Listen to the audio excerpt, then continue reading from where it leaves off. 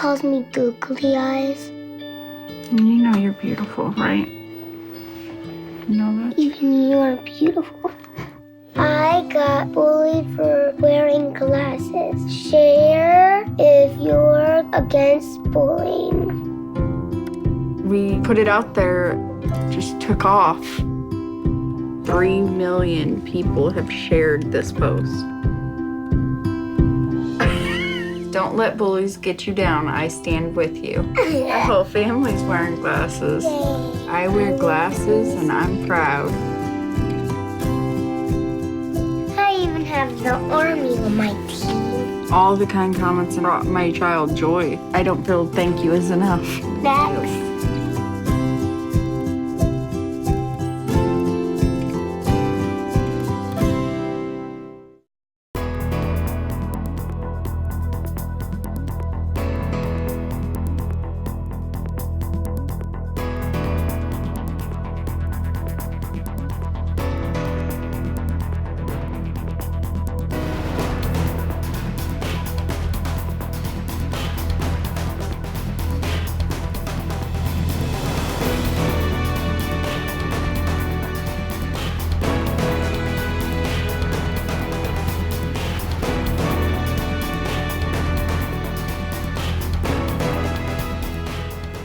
Thanks for tuning in to TV20's Weekly News Wrap-Up. I'm Leah Haslage. City, county, and hospital leaders came together to announce the creation of a very important initiative designed to help area infants. Infant mortality refers to the death of a baby before his or her first birthday. The infant mortality rate in Cuyahoga County is, according to Cleveland Council President Kevin Kelly, shocking. Today, we will announce the launch of First Year Cleveland, a task force whose mission is going to be to significantly and sustainably reduce the rate of infant mortality in our community. Cuyahoga County remains almost 20% higher than the statewide rate. More shockingly is that while the rate of infant mortality amongst Caucasians and amongst Hispanics is trending in the right direction, it's actually going down a little bit. But the rate at which African American babies die before their first birthday is increasing.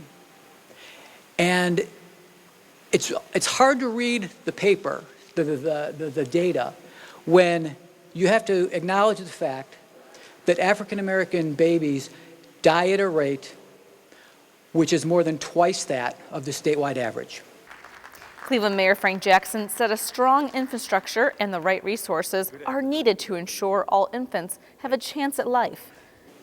That we should not be looking at children who are just fortunate and lucky enough to be born in the right geographical neighborhood as to whether or not they'll survive beyond 1 year.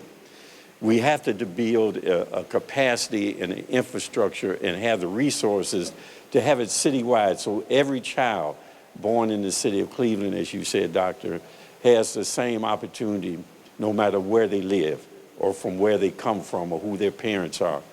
Cuyahoga County Executive Armand Budish is a partner and a major supporter of the First Year Cleveland initiative. It is absolutely unacceptable that a city and county with the best health care in the world has one of the worst infant mortality rates. We must change that, and we will change that through a concerted, coordinated community effort involving the governments of the city of Cleveland and Cuyahoga County, our hospitals and healthcare providers, insurers, foundations, and the business community. Together, we can change the future for our babies. It was a special day for Susan Marie Sweeney as friends and family gathered in the Cleveland City Council chambers and witnessed her take the oath of office to become the 150th judge of the Cleveland Municipal Court. According to the best of my ability. According to the best of my ability. And understanding. And understanding. This I do. This I do. As I shall answer unto God. As I shall answer unto God. Ladies and gentlemen, I present to you Cleveland Municipal Court's newest judge, Judge Suzanne. Chief Public Defender Robert Tobick fondly recalled the day Sweeney came into his office in 1989 to interview for the position of law clerk. And we're sitting at the table there. I'm on one side and Suzanne's on the other. And all of a sudden, two other public defenders come into the room, Kathy Keogh and Mary Kilbane. And they're standing behind Suzanne where she can't see, and they have a piece of paper like this that they're waving back and forth, which says, "Hire more Irish." And then they left the room singing "When Irish Eyes Are Smiling." After taking the oath and being robed by her parents, Judge Susan Marie Sweeney took to the podium to give her remarks. I'm proud to be your 150th judge of the Cleveland Municipal Court. I decided to run for this office because maintaining the safety of the community and improving the lives of the citizens of Cleveland is very important to me. Be sure to watch the investiture ceremony of Judge Susan Marie Sweeney to the Cleveland Municipal Court in its entirety only on TV20. The Cleveland Leadership Center held their iCleveland Winter Edition workshop at the Aloft Hotel downtown. The workshop was a way for college students to learn about internships in the Cleveland area and to network with prospective employers. TV20 reporter Dan Monroe was there to give you all the details.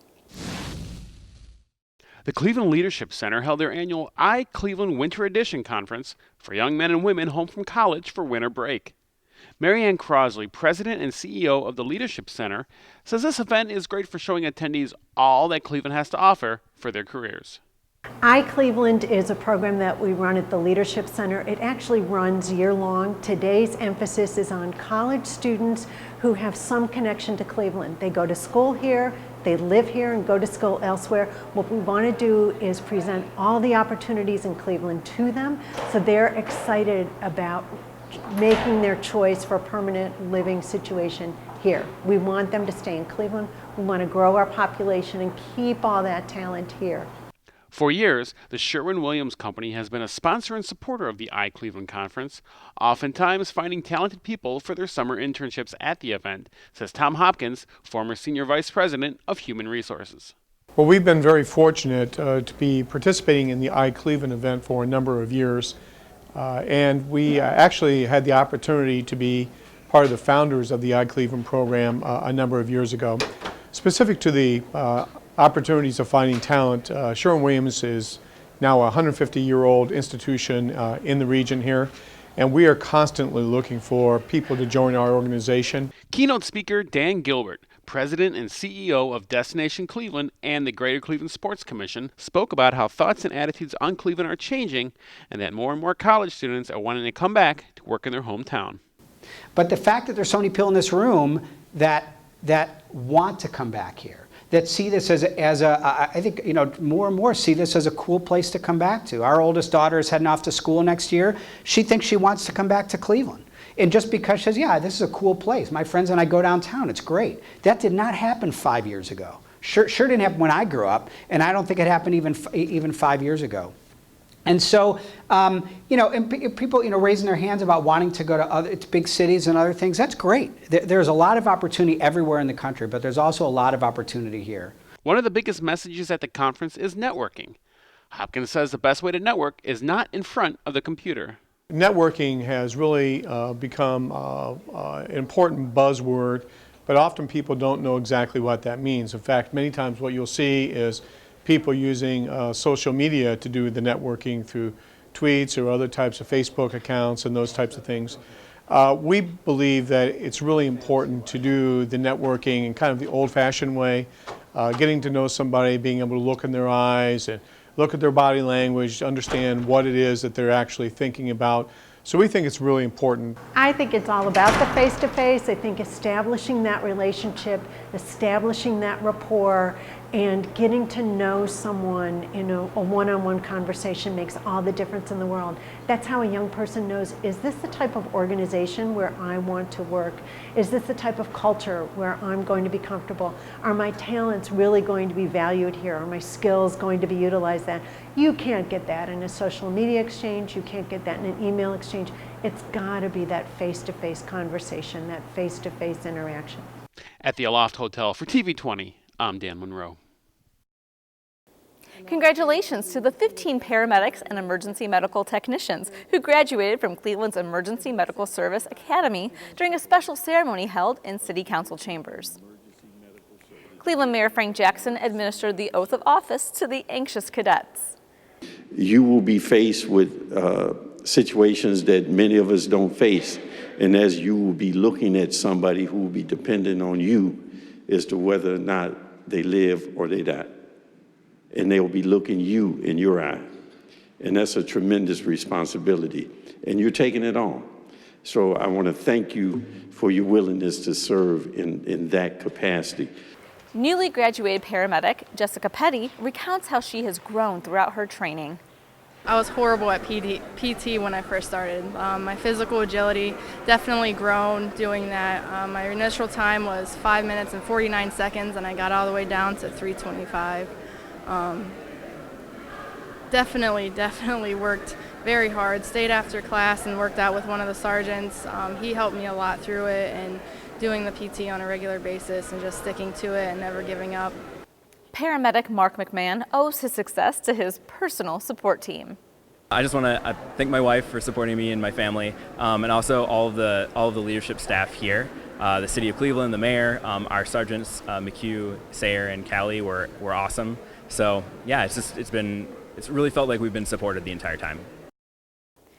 Who says hard work isn't rewarded? A group of students from the Cleveland Municipal School District learned that straightening up and attending school can have some nice benefits. Here's TV20 reporter Dan Monroe with more. New bicycles and helmets were given to middle school students of the Cleveland Municipal School District, who showed a dramatic increase in academics and most of all attendance since last year. McDonald's owner and operator Herb Washington was the man behind this special giveaway. Well, the reason we're here today is to reward some junior high school kids here in the district, the Cleveland School District, who have improved academics or attendance over the previous year. And I just thought that it's a good way for business and the school district to try to partner, but more importantly, to help incentivize young children to do better in school. And what a better way than during the Christmas holiday than to reward young middle school kids with a bike. City of Cleveland Ward 2 Councilman Zach Reed said the students receiving the bikes were on a bad path academically, but have since demonstrated hard work and a desire to succeed. These are individuals who put it all in. I mean, they pushed it to the middle of the table. They knew what they had to do, and they did it. I mean, they knew they needed to improve their academic skills, and they did that. They knew they needed to improve their attendance skills, and they did that. And now they're being rewarded. And this is what we've got to do. We've got to put some incentives on the table for our young people to understand that education is the key. Along with McDonald's, Walmart was instrumental in getting the bikes to the students. Actually, we partnered with Walmart and was able to get a pretty good price for the bikes. And Walmart was very generous and donated the helmets, because every bike has a helmet. And then, we had an opportunity to go to some of our partners that we have relationships with, and they too contributed to this cause. Devion Meadows of Nathan Hale School is excited about receiving his new bike and has several people he'd like to thank. Well, last year I missed a lot of days. I'm going to say at least 15. And then this year I missed only one day. And my teacher picked me because of my academic abilities and my behavior. Yeah, I would like to thank my teacher, Miss Beavers, and my mom and dad for helping me, get to my school every day. These students did an amazing job in improving their academic careers and are all deserving of the special reward of a new bicycle. We got to give kudos to the students. They knew that they were wavering, they knew that they were struggling, but they wanted to succeed. So if you look at the fact that the parents stepped up, that the teachers stepped up, that the school district stepped up, and now they've done their part, and you got to thank Herb Washington for saying, now you've done your part, we're going to do our part, and hopefully this will inspire them to go on to do bigger and better and greater things here in Cleveland, Ohio. For TV20, I'm Dan Monroe.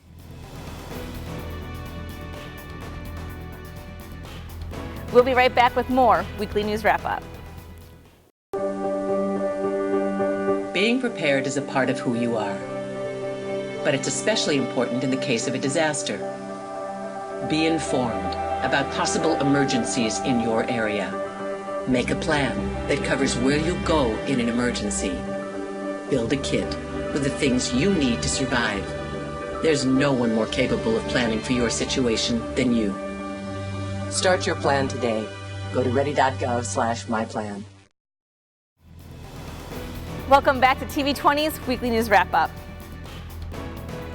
Art lovers rejoice. 3 new fully restored paintings will soon be on display at Cleveland City Hall. TV20 reporter Dan Monroe has more on these beautiful pieces of art. 3 fully restored paintings were unveiled at a ceremony in Cleveland City Hall's Red Room. 2 of the paintings, Emma Furness and Moses Cleveland, were discovered and restored by the city's Arts Preservation Committee, and 1 painting, titled Breaking Ground for New City Hall, was a gift of Mr. and Mrs. Andrew and Judith Finger. Cleveland Mayor Frank Jackson says that there are forgotten works of art in most of the old buildings around the city, and it's the job of the Art Preservation Committee to find them and restore them to their original beauty. And so in 2012, we realized that there in every large building, every organization, the crooks and crannies, there's always something valuable. And so we scoured City Hall and Public Hall and everywhere to attempt to find whatever these valuables were. And we found a lot of things. To everyone's delight, the 3 pieces were then unveiled. Ladies and gentlemen, this is a painting called Emma Furness by the renowned artist Carl Gertner. Again, Carl was from the Cleveland School. The next piece is a portrait, a rendering, I should say, of our original founding father, Moses Cleveland. Again done by another Cleveland School artist, regionally renowned, named Elmer Novotny in 1936. This is the portrait of the building of City Hall by Carl Lorenz, 1911. Donated by Mr. Andrew and Mrs. Judith Finger, and we just can't tell you how much we appreciate this. 1916 will be the 100th year anniversary of the dedication of City Hall on 4th of July. So what a timely dedication ceremony as we go into the 2016 year. Mr. Finger explains how he happened to come across a painting detailing the groundbreaking of Cleveland City Hall. We were contacted by a dealer out in Pasadena, California, for the great-grandson of Mayor Bayer, who originally owned the painting. Was given to him when he left City Hall. The family wanted to deaccession it and asked if the dealer knew anyone in Cleveland who might be interested in acquiring it. And we said, sure, we'd love to have it. We were hoping that the city would be interested in keeping it and hanging it. And we had it conserved, and we're just very grateful that the city is finding a place to keep its history available for everybody to see when they come into the rotunda. A plaque commemorating the gift of Mr. and Mrs. Finger, along with their photo, will hang next to their donated painting, which will be hung in Cleveland City Hall. For TV20, I'm Dan Monroe. The Children's Museum of Cleveland started off small, but now they're thinking big, planning a move from their original University Circle location to the massive Stager Beckworth Mansion on the city's former Millionaire Row. Here's TV20 reporter Christian Patterson with more on this story. In April of 2014, the Children's Museum of Cleveland was notified by University Circle Incorporated that its lease was not being renewed due to planned commercial redevelopment on the property. So from then, the hunt was on to find a new home for the museum. And after a few months of looking at various buildings, they decided that the historic mansion in Midtown was the perfect property. Before you even came in today, what you might have noticed is the building itself looks like a castle or a dollhouse. And so from the moment children pull into the parking lot, it piques their imagination, their creativity that begins kind of their experience with the Children's Museum. With 1,200 square feet of exhibit space in the mansion, double that of the old facility, the most important room in Maria's opinion had to be the home's grand ballroom. This is what really sold me on that this could work as a children's museum. So this room alone is 4,000 square feet. It's flanked with natural light, the huge windows, and it's 18-foot ceilings. And so in terms of exhibit space, it's absolutely tremendous. It's exactly what we were looking for. And so this is really, when I saw this room, I'm like, this could be a children's museum. And so what we see is doing this town center that's a little less prescriptive than we currently have today. And so there's structures that are built that are buildings, but the child gets to decide, what is that going to be? If it's going to be a doctor's office, they can go over to the prop shop and bring over the babies and get the stethoscopes and they can play doctor. Or if they decide it's going to be a veterinarian's clinic, they can go grab the stuffed animals. So the child really decides. Okay. And so what we're really trying to promote here are 21st century skills, creativity, problem solving, and communication. And so we think this room will be amazing. 100,000 visitors representing the diversity of Northeast Ohio and coming across the region attend the museum annually, so the fundraising efforts for this project are vital. At the end of last year, we actually purchased the building as part of an early gift towards our capital campaign. Once we purchased the building is really when we began the capital campaign, and in less than a year, we've raised over $4 million, which is almost halfway to our goal of $9 million. So I think the question we were really asking this year was, does Northeast Ohio support a children's museum? And overwhelmingly, the answer has been absolutely yes. And so if any of your viewers are interested in donating to the capital campaign and being part of it, they can go to our website, which is clevelandchildrensmuseum.org, and there's a Donate Now button. Reporting from the future home of the Children's Museum of Cleveland, I'm Christian Patterson for TV20. We are Cleveland. The annual Fiesta de Reyes, or Three Kings celebration, took place at the Hispanic Youth Center. Families had a chance to enjoy entertainment, play games, and learn more about the holiday tradition.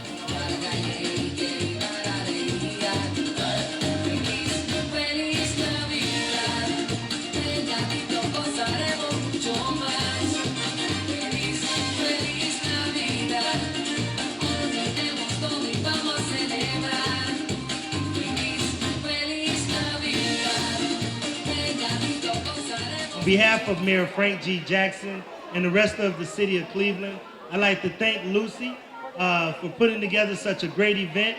I know that she got a great big assist from Lisa Roman, one of my favorite people. I know Lisa's running around working. And then the Hispanic Human Adopter and everybody here that supported this event.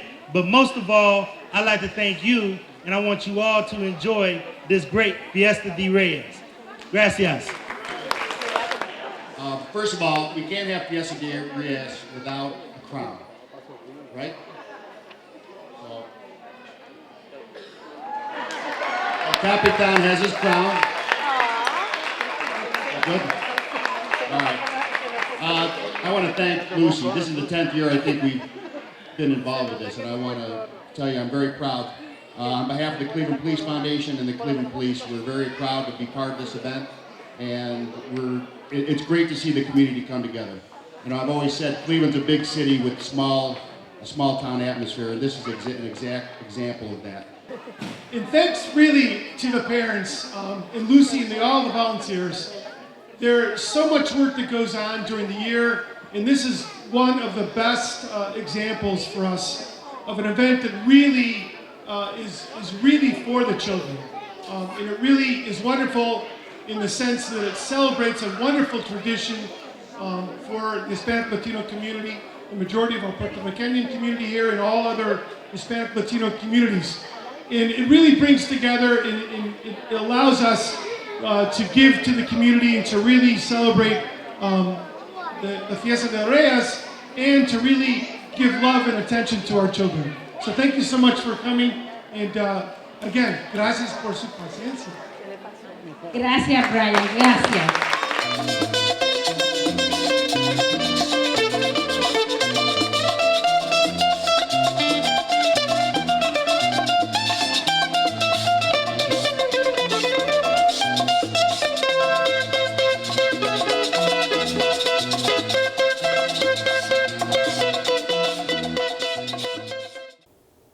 CJ DeJohn is a 6-year-old boy born with a cognitive heart condition that dreams of being a police officer.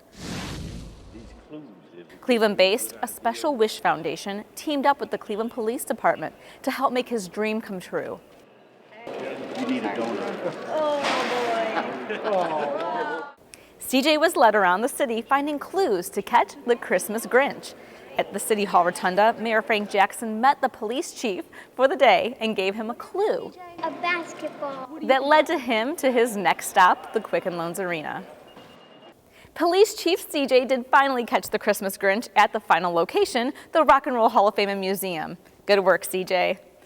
Well, that's all for your TV20 Weekly News Wrap-Up. I'm Leah Haslage. Now stay tuned for reporter Christian Patterson with the Inside Sports Report.